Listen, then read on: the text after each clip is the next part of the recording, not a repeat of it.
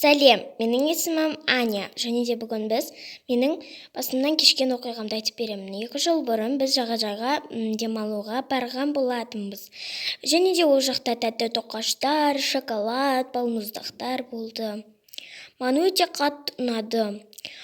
Және де ол жақтың күні өте ыстық болды, және де біз экскурсияға барғанды қаладық. Яғни орманға барған бізге қатты ұнады. Ол жерде кактустар, гүлдер, өсімдіктер болды. Маған өте қатты ұнады. Бұл демалысты мен ешқашан ұмытпаймын. Және де біз кинолардан көргенбіз, кактустың ішінде су бар деп. Бірақ ол суды ішпейтін. Бірақ және де біз ол суды іштік. Және де ол судың дәмі ащы болды.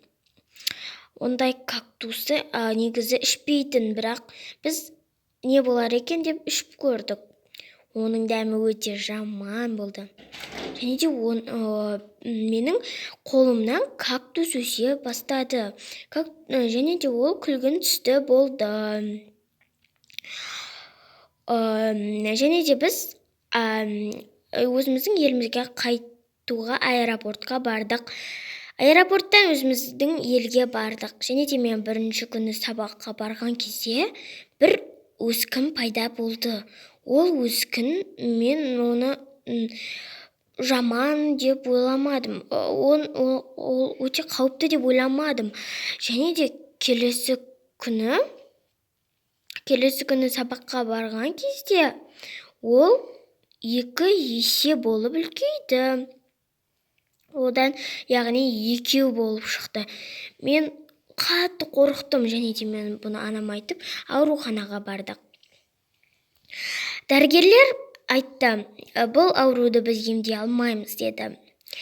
Бірақ қалайша емдей алмайсыздар дедім. Сөйтіп барып, операция жасау керек оған деді. Және де мен жарайды деп операция жасаған кезде дәрігерлер менің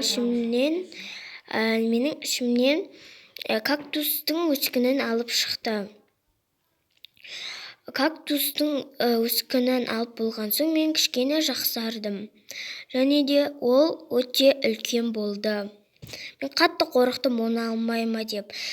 Ендеше достар, бұл видео ұнаса, лайк басып, комментарий жазып, подписка етіңдер. Сосын барып, қасындағы қоңыраушаны басыңдар. Ендеше сау болыңдар.